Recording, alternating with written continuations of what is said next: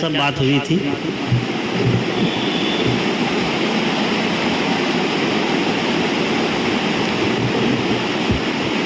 कल बात क्या सब हुई थी?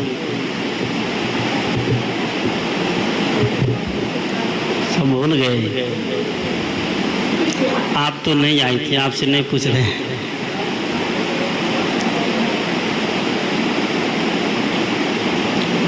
हम जो सुनते हैं उसको घूम घूम के कभी पीछे भी देखिए। जैसे सिर जब चलता है तो कभी कभी पीछे देखता है, कोई आ तो नहीं रहा मारने के लिए। उसको कहते हैं सिंहावलोकन। सिर आगे आगे चल तो रहा लेकिन पीछे मुड़ करके देखता है कि कोई हमला तो मेरे ऊपर नहीं कर रहा। कल बात हुई थी कि दुनिया का निर्माण कैसे हुआ। सभी संप्रदाय वाले कहते हैं कि मेरा भगवान ने बनाया, मेरा देवता ने बनाया, कोई कहता अल्लाह ने बनाया, कोई कहता ईश्वर ने बनाया।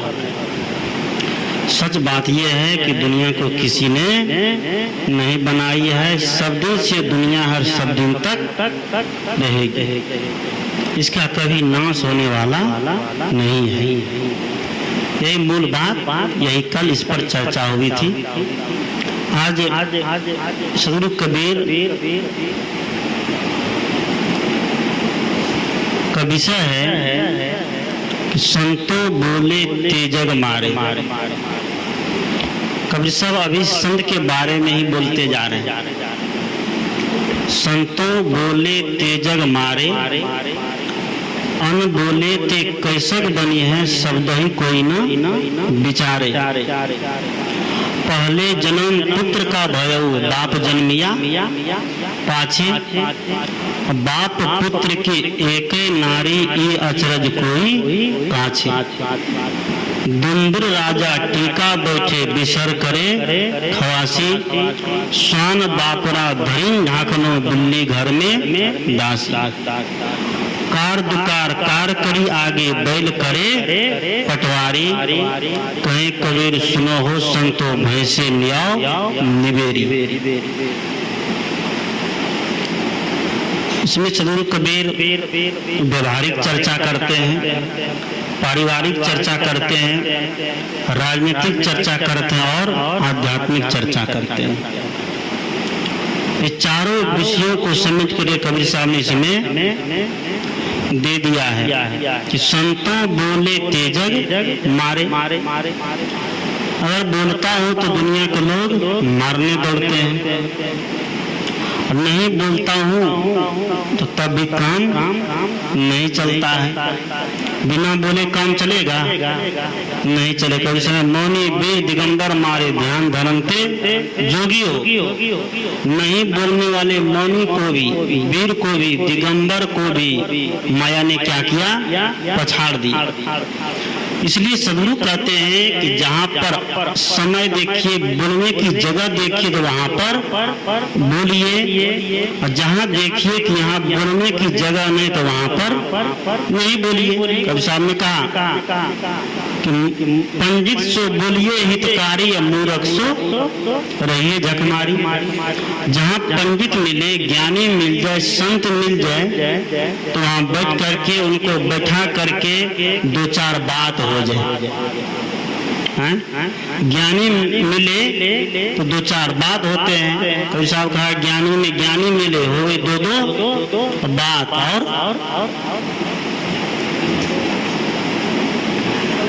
कबीर साहब कहने का जोरदार बड़ा कड़े शब्दों में कहते हैं, ज्ञानी में ज्ञानी मिले तो हो गए दो बात, और गधा में गधा मिले तो हुए दो लात। अगर मूर्ख से मूर्ख टकरा जाए तब क्या हाल होगा? गड़बड़ होगा कि नहीं? सदगुरु कहते हैं ज्ञानी व्यक्ति जब मिलते हैं तो वहाँ पर और ज्ञान का प्रचार होता है, ज्ञान का और आदान प्रदान होता है और ज्ञान बढ़ता है।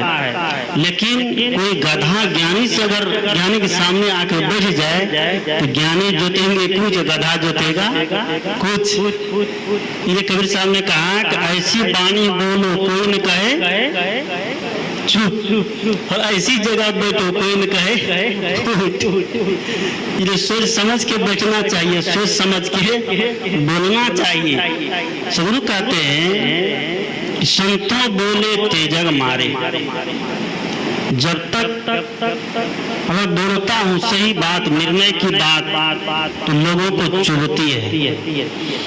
अगर सही बात बोलना छोड़ दूं तो दुनिया में और मातम छा जाएगा। साधु महात्मा अगर आवाज लगाना छोड़ देंगे, घूम घूम करके सत्संग प्रवचन भजन करना छोड़ देंगे, तो हमारा देश राम का देश, कृष्ण का देश नहीं रहेगा, ये रावण कंस विभीषण दुर्योधन का देश हो जाएगा।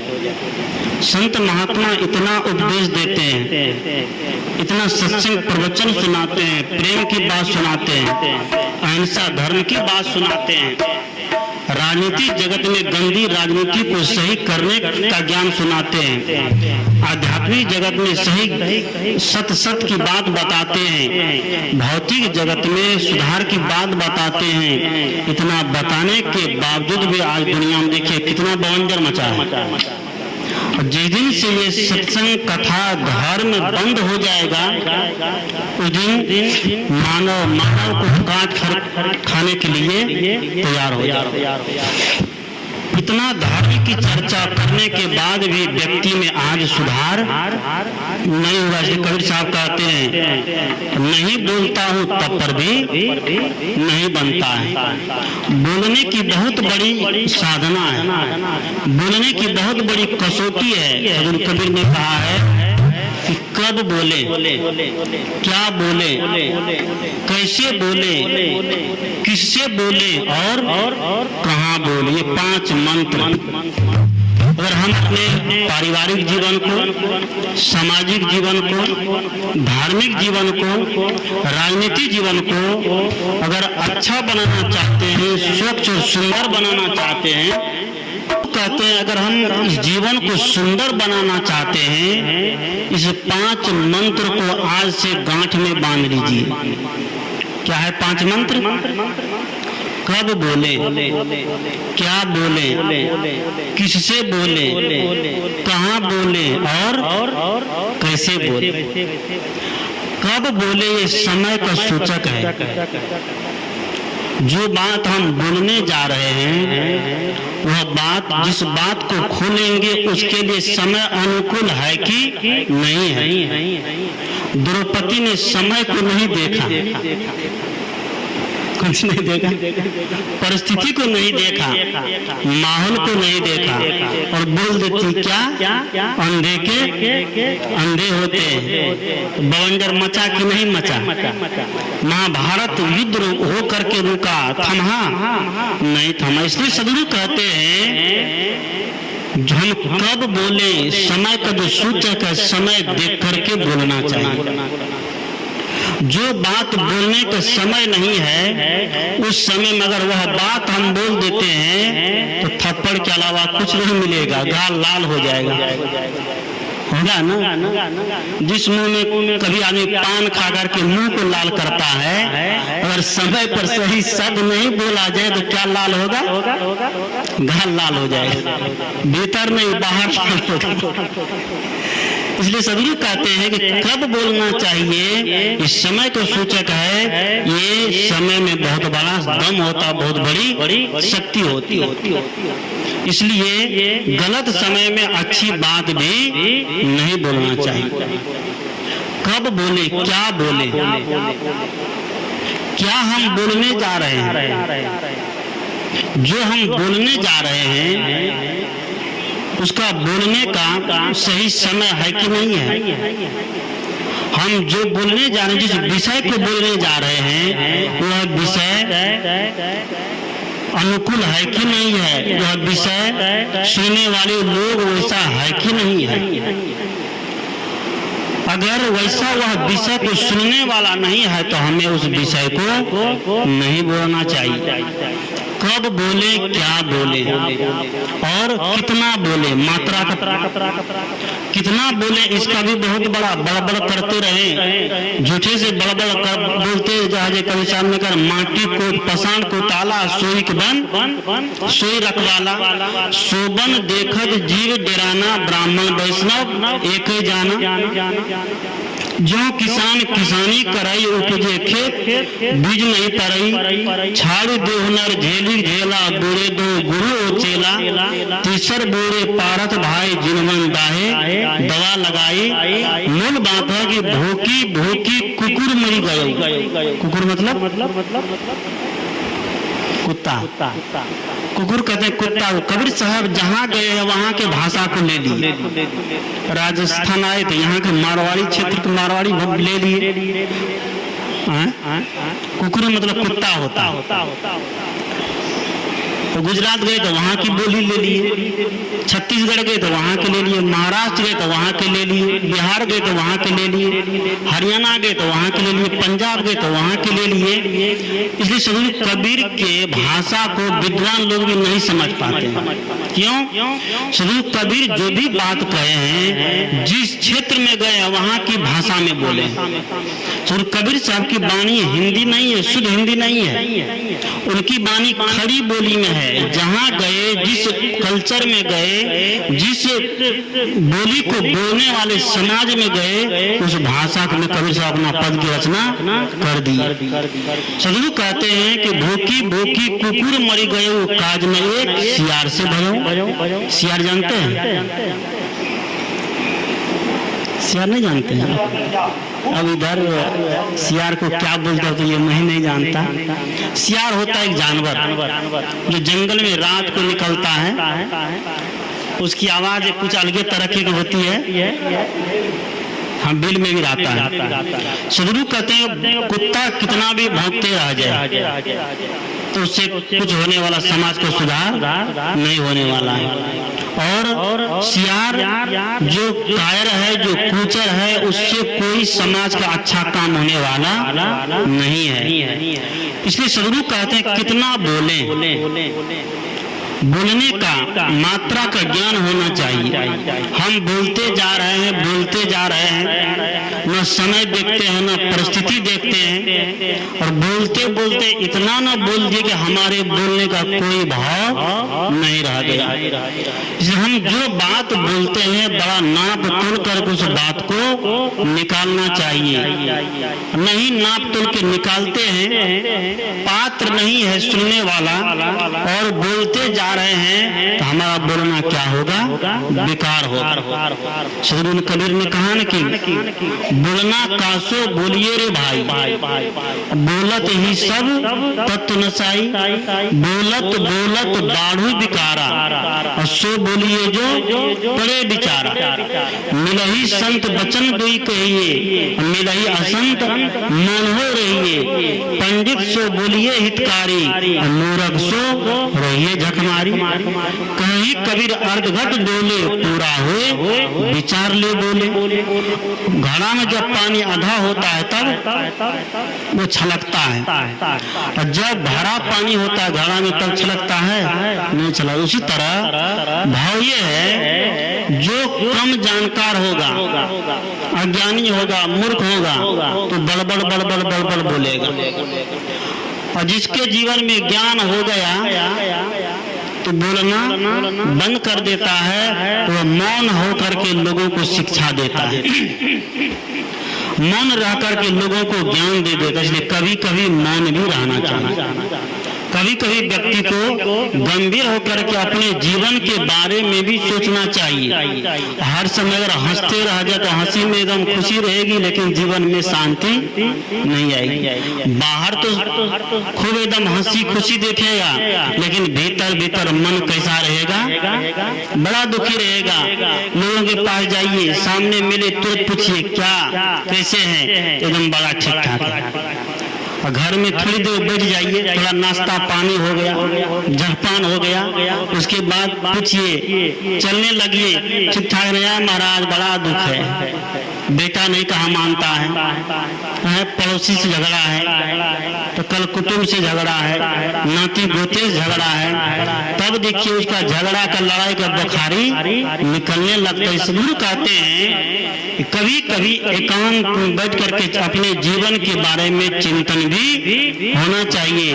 मैंने कहा कि कब बोले, क्या बोले, कितना बोले और किससे बोले।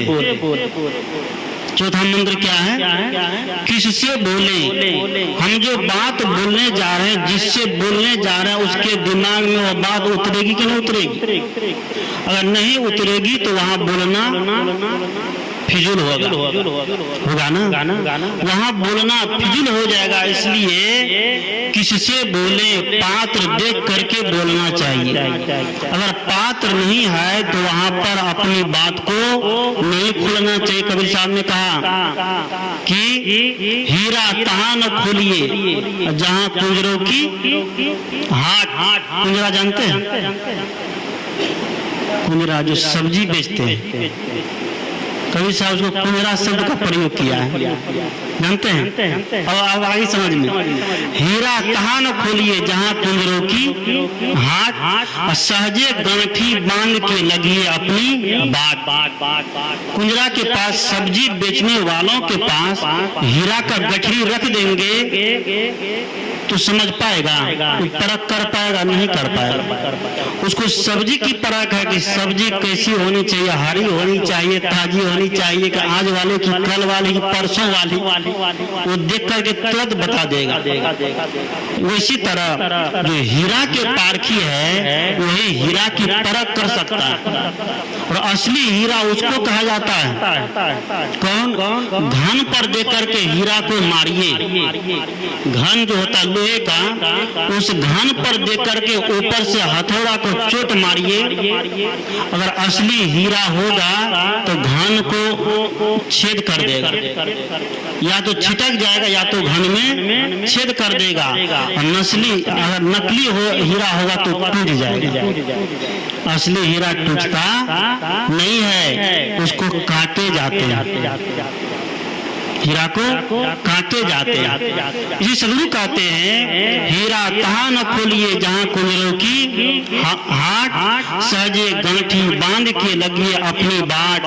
हीरा मतलब ये ज्ञान रूपी हीरा, ये सत्संग रूपी हीरा, प्रवचन रूपी हीरा, विवेक रूपी हीरा सबको नहीं दे दीजिए। अगर विवेक रूपी हीरा सबको दे देंगे तो वह क्या करेगा? बुद्धि तो उसको है नहीं, उसी से आप बुद्धि का प्रयोग करके बस आपको जड़ काटना प्रारंभ कर देगा।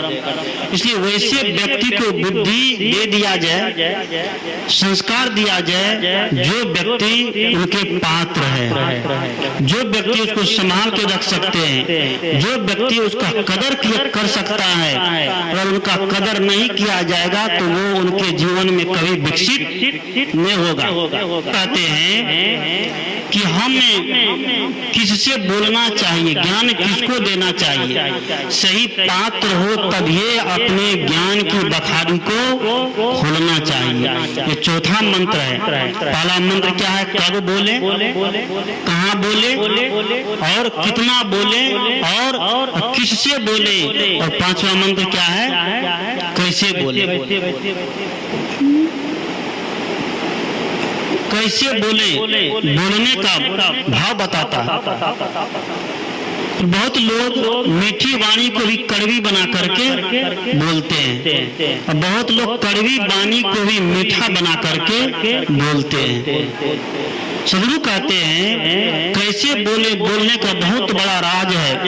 अगर बोलने का प्रक्रिया गलत हो जाएगा, बोलने का भाव अगर गलत हो जाएगा तो हम जगह जगह अपमानित होंगे। इसलिए सदगुरु कहते हैं वाणी का बहुत बड़ा महत्व, बड़ा तौल करके बोलना जैसी कर्म में सदगुरु कबीर कहते हैं कि वाणी तो अमोल है जो कोई बोले जान, ये तराजू तौल के तब मुख बाहर आन। मधुर वचन है औषधि, कटुक वचन है तीर। श्रवण द्वार है संचरे साले सकल शरीर। बोल तो अमोल है जो कोई बोले जान, हिय तराजू तौल के तब मुख बाहर आन।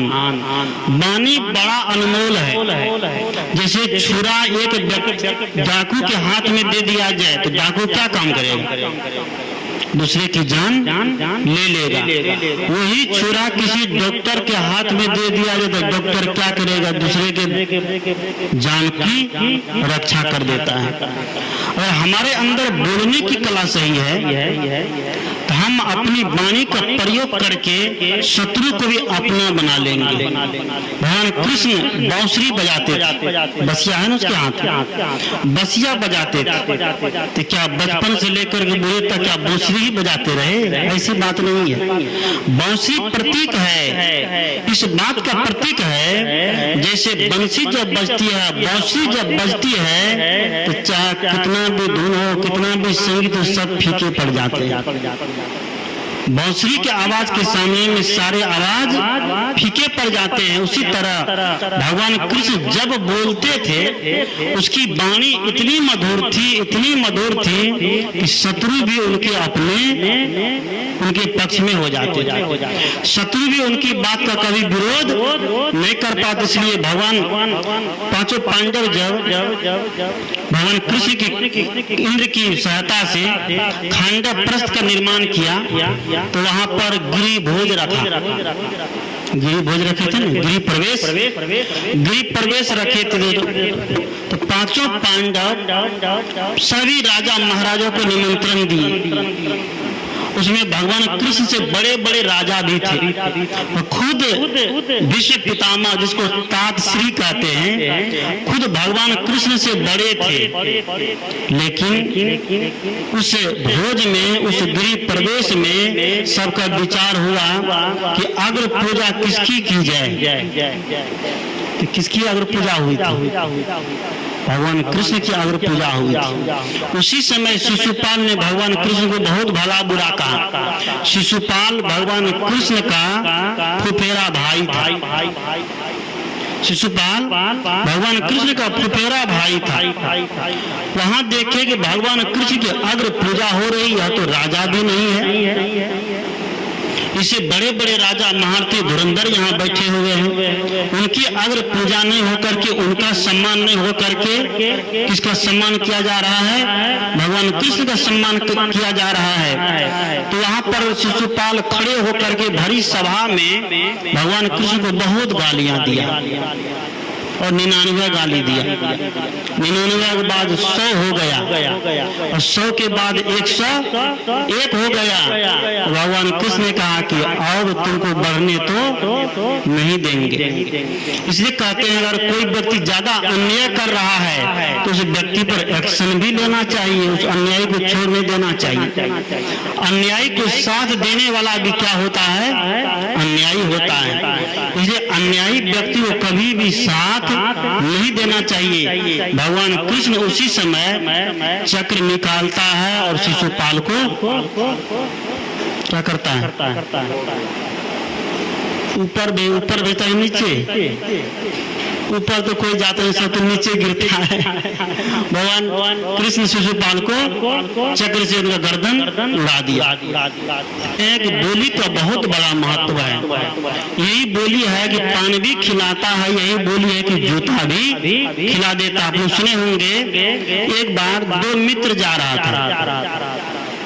दोनों मित्र कोई तीर्थ करने जा रहा था, गर्मी का मौसम था। जाते जाते थक गया। एक मित्र एक पेड़ के नीचे बैठ गया, नीम पेड़ के नीचे छाया में आराम करने लगा। एक मित्र ने कहा कि जाओ यार पानी लेकर, बड़ी जोर से प्यास लगी है। कुआं पर कुछ माताएं पानी भर रही थी, घड़ा लेकर के, बाल्टी लेकर के। ये गया कहता है कि पत्नी एक घड़ा पानी दो, बड़ी जोर से प्यास लगी है, और जो सब पानी भरे थे उसको उठ गया गुस्सा। इस तरह से बोले तो गुस्सा नहीं उठेगा? तो कहता है मेरे बाप की पत्नी एक घड़ा पानी दो, वो पानी किया उठा के ये घड़ा दिया ऊपर से, उसको घड़ा का एक चोट, जब चोट लगी तो वहां से दौड़े दौड़े एकदम भागा, वहां से गिरते पड़ते, प्यास तो लगी थी, गर्मी का मौसम, और ऊपर से पीठ पर घड़ा लगा था, उसकी स्पीड और बढ़ गई, दौड़ते दौड़ते मित्र के पास गिर गया। क्या हुआ क्या हुआ? मार दिया मार दिया। क्यों मारा? कहा कि ऐसा ऐसा बोल दूसरे का इसलिए मारा, और मारना चाहिए तुमको। तो दोबारा गई, दूसरा वाला मित्र गया, यह जाके दोनों हाथ जोड़ के कहता है कि माताजी एक गिलास पानी चाहिए। क्या कहता है? एक गिलास पानी चाहिए। शब्द वही है लेकिन बनावट में क्या हो गया? अंतर हो गया। एक कहता है कि मेरे बाप की पत्नी, मेरे बाप की पत्नी भी क्या लगेगी? माँ लगेगी, और माता जी भी क्या लगेगी?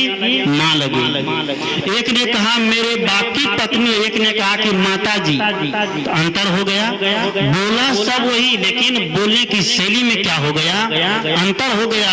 एक को घड़ा मिल गई, एक को पानी मिल गई। ये सदगुरु कहते हैं कि वो संतों बोले तेजग मारे, अन्न बोले ते कैसक बनी है, शब्द ही कोई न बिचारे। पहले जन्म पुत्र का भयऊ बाप जन्मिया, पीछे बड़ा गड़बड़ है। कबीर साहब लटवासी बोलते हैं, अनुयुक्ति अलंकार में बोलते हैं, अलंकारिक भाषा में बोलते हैं। बोलते तो कुछ और है लेकिन उसका भाव कुछ और हो जाए, जैसे उलटवासी, उसको उलटवासी कहते हैं। तो अलंकारिक भाषा का प्रयोग सदगुरु कबीर करते हैं। अलंकार में बोलने पर बोला कुछ और जा रहा है लेकिन भाव उसका कुछ और हो जाता। जैसे कुछ युवती कॉलेज से निकल करके आ रही थी साइकिल लेकर के, 2-4-5 युवती थी, कॉलेज से निकली साइकिल लेकर के आ रही है, तो उनकी साइकिल हो गई पंचर। साइकिल जब पंचर हो गई तो साइकिल के पास जाकर के वो अपना साइकिल पंचर सही करवा रही है। उसी कॉलेज से 2-4 नवयुवक निकले। नवयुवक अलंकार में बोलता है, क्या बोलता है? अरे यार देखो, अभी तक तो मैं सुना था कि चांद रात्रि में दिखाई देता, लेकिन अब दिन में भी दिखाई देने लगा है। क्या कहता है? अभी तक मैं सुना था कि चांद रात्रि में दिखाई देता, अब दिन में भी दिखाई देना। अलंकार में बोल रहा, यानी जो युवतियां सब थी देखने में बड़ी सुंदर थी, चांद के जैसे। तो अलंकार भाषा का प्रयोग करता है कि अभी तक मैं ये सुना था कि चांद रात्रि में दिखाई देता है, लेकिन अब तो देखो जमाना बदल गया, चांद अब दिन में भी दिखाई देने लग गया। तो युवती सब सुन ली तो उनसे भी रहा नहीं गया, नहला पर दहला ठोकती है। क्या ठोकती? अरे सखियां देखो, वो बोलती है अरे सखियां देखो, अभी तक तो हम लोग सुनी थी कि उल्लू को रात में दिखाई देता है। क्या? उल्लू को रात में दिखाई देता है, लेकिन आज देखो, अब तो आज से जमाना बदल गया है, अब उल्लू को दिन में भी दिखाई देने लग गया। ये अलंकारिक भाषा है। अलंकार में यह भी बोल रहा है, अलंकार में वह भी बोल रही है, और दोनों की बात को समझ भी रहे हैं। इसी सदगुरु कहते हैं, कबीर साहब अलंकारिक भाषा का प्रयोग करते हैं। कहते हैं कि पहले जन्म पुत्र का भयऊ बाप जन्मिया, पाछे बाप पुत्र की एक नारी ई अचरज कोई पाछे। सबके घर में पहले जब किसी के घर में बच्चा जन्म लेता तो क्या कहता है? बाप जन्म लिया है। क्या कहते हैं? बच्चा जन्म लिया है। सब बच्चा बन के जन्म लेता है। पहले जन्म पुत्र का भयऊ बाप जन्मिया, पाछे बाप पुत्र की एक नारी ही अचरज कोई पाछे। अगर पुत्र का जीवन अच्छा हो जाए, बच्चा का जीवन सुंदर बन जाए, बच्चा का जीवन संस्कारी बन जाए, तो वही बच्चा आगे चल करके अच्छा बाप बनता है ना। अगर बच्चे का जीवन संस्कारी नहीं बनेगा तो अब संस्कारी बाप का कभी तैयार नहीं होगा। इसलिए प्रत्येक माता पिता का यह कर्तव्य है कि उनका बच्चा का जीवन सुंदर होना चाहिए, बच्चे को संस्कार दें, बच्चे को सुंदर संस्कारों से संस्कारित करें। माँ एक ऐसी माँ होती है, माता मदालसा से किसी ने पूछा तुम कैसी माँ हो, तुम्हारे अंदर दया नहीं है? तुम अपने बच्चे को जन्म देती है, जन्म दे करके उसको बैराग की बात बता करके साधु बना देती हो, सन्यासी बना देती हो, जंगल में भेज देती हो। 3 बच्चे को जन्म दिया माता मदालसा ने। उनके पति जो थे राजा थे, उनके पति राजा थे। उसने जब 3 बच्चे को जन्म दिया, जन्म देने से पहले पति से बातचीत कर लिया कि बच्चे का पालन पोषण मेरे द्वारा होगा, आपके द्वारा नहीं होगा। उसको मैं अपने पास रख करके उसका पालन पोषण करूंगी, आपके गोदी में कभी भी उसको जाने नहीं दूंगी। राजा ने कहा तुम जैसा करोगी वैसा ही होगा। जैसे गंगा ने शांतनु से एकदम लिखा पढ़ी करा लिया था कि शादी होने के बाद मैं जो भी करूं उसमें आपका हस्तक्षेप नहीं होने देंगे, आप मुझे रोक नहीं सकते हैं, और जिस दिन रोक दिए उस दिन क्या होगा, तो मैं नहीं रहूंगी आपके साथ। विश्व पितामह जन्म लिया, देवव्रत का जन्म हुआ, उसको भी बहाने ले जा रही थी, तो उसी समय शांतनु ने रोक दिया, उसी समय गंगा उसके पास से विदा हो गई। उसी तरह माता मदलसा के पति ने कहा, माता मदलसा ने कहा अपने पति से मेरा जो जन संतान होगी उसको मैं जैसे चाहूंगी वैसे पाल सकती हूँ, शिक्षा और संस्कार दे सकती हूँ। उसने कहा कि तुम जैसा करो तुम्हारा ही चलेगा। 3 बच्चे समय से जन्म लिए और तीनों को उसने क्या किया, संस्कार दे करके, धर्म की सीख दे करके, शिक्षा दे करके, भक्ति का सीख दे करके, ज्ञान और बैराग का सीख दे करके क्या बना दिया, बैरागी बना दिया। जब तीनों को बैरागी बना दिया तो किसी ने उससे कहा, पूछा तुम्हें कोई दया नहीं आती, तुम कैसी माँ हो? अपने बच्चे को महात्मा बना करके, बैरागी बना करके जंगल में भेज देती है, तपस्या करने भेज देती हो।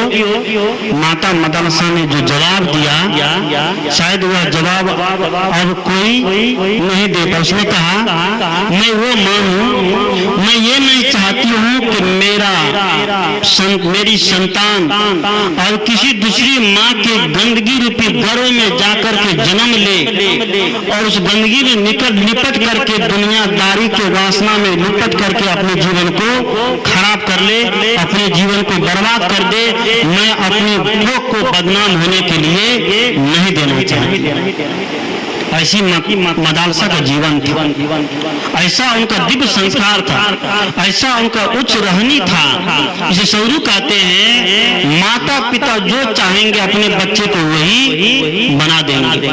माता पिता चाहेंगे डाकू बनाने के लिए डाकू बना देंगे। सुने हैं ना कहानी, क्या नाम था उसका, सुल्ताना डाकू। कह देता हूँ प्रसंग आ गया है, समय भी मेरा हो रहा है, साहब भी विराजमान हो गए हैं। सुल्ताना डाकू जब पढ़ने के लिए बचपन में पढ़ाई करने जाता था तो स्कूल से जब लौटता था, विद्यालय से लौटता था, किसी के पेड़ से अमरूद तोड़ ले, किसी के पेड़ से आम तोड़ ले, किसी के सब्जी का खेत में जाकर के सब्जी तोड़ ले, विद्यालय में किसी कॉपी चुरा ले, कलम चुरा ले।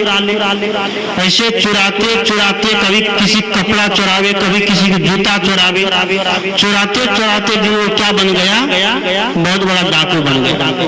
बहुत बड़ा जब डाकू बना तो डाका डालते हुए एक बार पकड़ा गया, पकड़ाया तो उसको ले जा गया थाने में, पुलिस के पास, जज वकील के पास। वहां जब ले गया तो उनको सजा सुना दी गई, फांसी की सजा। फांसी की जब सजा सुना दी गई, फांसी की सजा के समय जिसको फांसी दी जाती है उस कैदी से अंतिम इच्छा पूछे जाते हैं, तुम्हारी अंतिम इच्छा क्या है? तो उनसे भी पूछा गया कि तुम्हारी अंतिम इच्छा क्या है? उसने कहा कि मेरी अंतिम इच्छा है कि मैं अपने माता जी से मिलना चाहती हूँ, मैं अपनी माँ से मिलना चाहती हूँ अंतिम बार। जेलर ने सोचा कि चलो अंतिम बार, माँ है, माँ की ममता सबको सताती है, इसलिए मिला दिए जाए। उनको उनके माँ को बुलाए गए। उनकी माँ जब आई, उसने कहा कि मैं अपनी माँ के कान में कुछ गुप्त बात कहना चाहती हूँ। जैसे माँ ने अपना कान दिया कुछ गुप्त बात सुनने के लिए, उसने क्या किया, अपने दांत से माँ का कान ही काट लिया। माँ का जब कान काटा तो पूरा एकदम जेल हाहाकार मच गया। क्या बात है, ये तो पहले डाका डाला जिसको फांसी हो रही है और सबके सामने इतना बड़ा अपराध फिर करने जा रहा है। तब उनसे पूछा क्या बात है, तुमने ऐसा क्यों किया? सुल्ताना डाकू ने कहा, हुजूर आज मैं जो माँ के सामने फांसी के फंदा पर लटकने के लिए जा रहा हूँ, ये मेरी माँ का ही करामत है।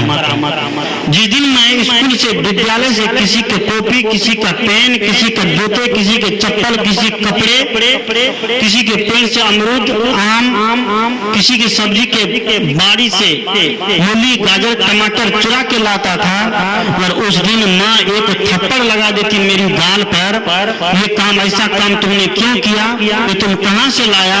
अगर माँ उस दिन ये प्रश्न हमसे पूछ देती तो आज मैं फांसी के फंदे पर नहीं लटकता। इसलिए मैं तो दुनिया, लेकिन जाते जाते सब माँ को ये शिक्षा देकर जा रहा हूँ क्या, कि अपने बच्चे को कभी भी बहकने के लिए नहीं देना, गलत संस्कार में मत जाने देना, उस संस्कार में मत पढ़ने देना, क्योंकि यही संस्कार उसके जीवन को क्या बना देगा, नरक बना देगा। इसलिए सदगुरु कहते हैं, पहले जन्म पुत्र का भयउ बाप जन्मिया पाछे, बाप पुत्र के एक नारी ये अचरज कोई काछे। पहले पुत्र का जन्म होता है। पुत्र कौन है?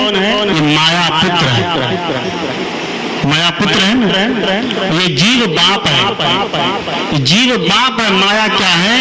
पुत्र है। लेकिन आज उल्टा हो गया है, जीव पुत्र बन गया है और माया क्या बन गई?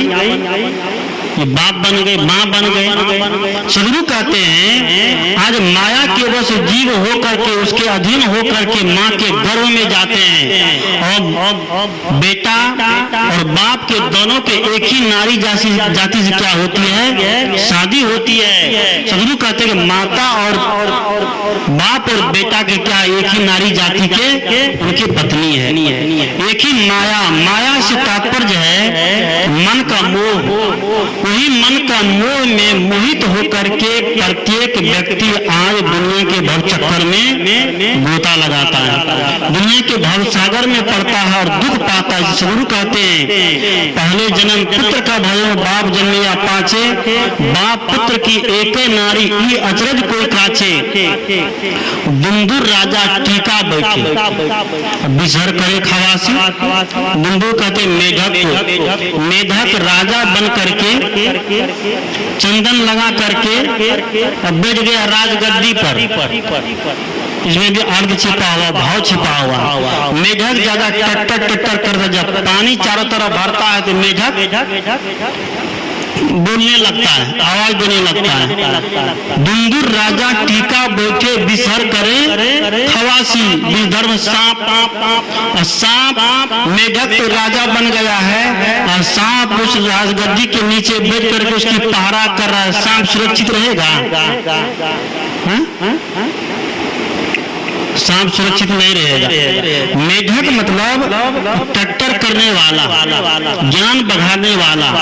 और सांप से तात्पर्य है कि भोगी व्यक्ति, जिस व्यक्ति के जीवन में भोग नहीं है, रक्षक व्यक्ति, पहरेदार, वह रक्षा करने के लिए बैठ गया है। रक्षा करने वाला व्यक्ति अगर भोगी होगा, उसके जीवन में योग नहीं होगा, तो वह क्या रक्षा कर सकता है? वह नहीं कर पाएगा रक्षा।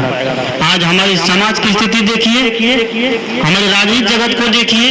आज राजनीतिक जगत में सब इसी तरह के लोग बैठे हुए हैं, मंच पर जाकर के कुछ और हाँक देता है वोट लेने के लिए, हाँकता है ना, और मन से जैसे उतरता है बस वैसे सबको भूल जाता है। जैसे जीत करके गद्दी पर बैठता है तो अपने अगल बगल में सांप के जैसा भोगी व्यक्ति को रक्षक बना लेता है। बस हम जो भी बिल पास करें तुम अपने में मिल बांट कर खा जाओ, जनता के पास जहाँ भेजने की जरूरत नहीं है। सदगुरु कहते हैं कि इस तरह के व्यक्ति हमारे राजनीतिक जगत में हो जाए तो कभी राजनीतिक जगत का सुधार नहीं हो सकता है। दुंदुर राजा टीका बैठे बिसर करे खवासी, स्वान बापना धन ढाकने बिल्ली घर में दासी। स्वान मतलब कुत्ता के जैसा व्यक्ति सोचता है जो अपनी इज्जत को नहीं ढक पाता वो सोचता है हम दूसरे की इज्जत को ढक करके चले, दूसरे की इज्जत बचावे, दूसरे की इज्जत को दिखावे। सदगुरु कहते हैं कि अपनी इज्जत, अपना चरित्र पहले अपने हाथ में लीजिए, और अपना चरित्र जब तक अपने हाथ में नहीं आएगा तो आपको दूसरे का चरित्र बताने का कोई अधिकार नहीं है। इसलिए पहले चरित्रवान बनिए। जब हम चरित्रवान बनते एक चरित्रवान व्यक्ति पूरे देश के ऊपर राज कर सकता है, करेगा ना? एक चरित्रवान व्यक्ति एक मंच पर बैठ जाए तो कई लोगों का क्या करता है, संबोधन कर देता है, कई लोगों करके रोक के रखते हैं, कई लोगों करके अपने विचार से, अपने भाषण से उसको समूह में बांध करके रखते हैं। लेकिन जिसके जीवन में चरित्र नहीं है, जिसका चरित्र अच्छा नहीं है, जिसका चरित्र गिरा हुआ है, वह व्यक्ति मन पर बैठ करके कितना हल्ला करते रह जाए तो क्या समूह इकट्ठा रह सकती है? नहीं रह सकती। इसलिए लेखक ने लिखा, राइटर ने लिखा है if wealth is lost nothing is lost. बड़ी सुंदर बात लिखते हैं, if wealth is lost nothing is lost, if health is lost something is lost, if character is lost everything is lost. यानी धन खोया तो आप कुछ भी नहीं खोया, और स्वास्थ्य खोया तो कुछ खो दिया। धन अगर चला जाए, स्वास्थ्य अच्छा रहे तो उस स्वास्थ्य से धन को फिर ले आएंगे। सदगुरु कहते हैं आज धन को जोड़ने के चक्कर में व्यक्ति अपने स्वास्थ्य को क्या करता है, बर्बाद कर देता है। धन तो खूब कमाता है, धन तो खूब कमाता है, लेकिन उस धन को न तो बढ़िया से भोग कर पाता है, न उस धन से बड़ी दुनिया का उपकार कर पाता है। उस धन का अंतिम में क्या होता है? धन की 3 गति होती है ना, कौन कौन? पहली गति क्या है धन का? कि मास्टर साहब धन की कितनी गति है? सब लोग कथा रोज सुनते हैं, रोज सत्संग सुनते हैं, सावधान होकर नहीं सुनते। इसका मतलब तो कहते हैं सत्संग सुनने वाले व्यक्ति को प्रत्येक बात याद रहती है। क्या कि धन की 3 गति होती है, दान, भोग और नाश। अगर धन है तो उसे प्रथम गति उसको दान करिए, सहयोग में दीजिए। दूसरी गति है उसका भोग करिए, और 2 काम नहीं करिए उसका क्या होगा, अंतिम में नाश हो जाएगा, अपने आप उसका बर्बाद हो जाएगा, कोई उसको बर्बाद करने वाला नहीं होगा। सदगुरु कहते हैं कि संतों बोले तेजग मारे, अन बोले ते कैसक बने हैं, शब्द ही कोई ना विचारे। पहले जन्म पुत्र का भजऊ, बाप जन्मिया पाछे, बाप पुत्र के एक नारी ये तज कोई पाछे। दुंदुर राजा टीका बैठे बिसर करे खवासी, स्वान बापरा धीन ढाकने बिल्ली घर में दासी। कार दुकार कार करी आगे, बैल करे पटवारी, कहे कबीर सुनो हो संतो भैंसे न्याओ। मेरी सदगुरु कबीर कहते हैं कि आध्यात्म के क्षेत्र में, आध्यात्मिक जगत में भी भैंस के जैसा आलसी लोग, भैंस के जैसा अज्ञानी लोग आध्यात्म की चर्चा करते हैं, आत्मा परमात्मा को भिन्न बताते हैं। इस तरह की बात बता करके व्यक्ति के जीवन को गुमराह करके रखते। इसलिए आइए बात को यहीं पर विराम देता हूँ। एक छोटा सा भजन बोलिए, सदगुरुदेव की जय।